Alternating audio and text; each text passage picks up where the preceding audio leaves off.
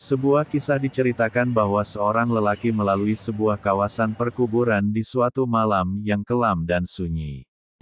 Tiba-tiba dia terpandang suatu cahaya yang terang benderang, muncul dari sebuah kubur dan terus menjulang ke langit.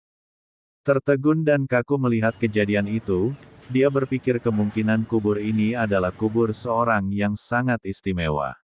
Mungkin ia seorang wali Allah ulama atau orang yang soleh atau orang yang istimewa kedudukannya di sisi Allah. Diambilnya sebatang kayu dan lalu dipancak di atas kuburan yang bercahaya itu. Keesokan harinya, lelaki itu datang lagi ke kawasan perkuburan itu dengan ditemani beberapa orang kampung. Beliau ingin menyelidiki dan ingin mengetahui kuburan siapakah yang sangat ajaib itu.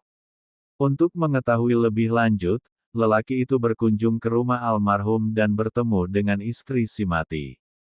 Lalu menceritakan kejadian yang dilihat di pekuburan suaminya. Anehnya istri almarhum terkejut dan keheranan, karena dia sangat mengenal suaminya. Suaminya bukan siapa-siapa, suaminya seorang petani biasa saja, bukan seorang alim, bukan seorang ahli ibadah, bukan orang soleh apalagi bukan imam, bukan muazin, bukan guru Al-Quran. Namun justru, suaminya tidak pandai membaca Al-Quran dan tidak pernah mendengarkan suaminya membaca Al-Quran. Akhirnya lelaki itu bertanya apakah perkara aneh yang almarhum selalu lakukan dalam kehidupan sehari-harinya. Lalu istri almarhum teringat suatu perkara yang selalu dilakukan oleh suaminya, yaitu setiap kali sebelum tidur pada setiap malam suaminya akan mengambil wudhu. Kemudian masuk dalam suatu bilik, lalu diambilnya Al-Quran di atas rak. Setelah itu Al-Quran tersebut dicium dan dipeluknya dengan penuh kecintaan dan kasih sayang. Dia akan duduk dan membuka Al-Quran itu sehelai demi sehelai seperti sedang membaca. Sedangkan ia seorang yang buta Al-Quran. Dia akan meraba-raba ayat-ayat Al-Quran itu dengan tangannya, seolah-olah sedang menyentuh dan membelai sesuatu yang sangat dikasihi. Tambah istri almarhum lagi, dia pernah mendengar rintihan dan esakan tangis suaminya yang sangat sedih, mendayu-dayu dengan penuh penyesalan. Tuhanku, ampunkanlah aku karena aku tidak mampu membaca kalimat-kalimatmu ini. Janganlah engkau hukum aku di atas kebodohanku ini ya Allah.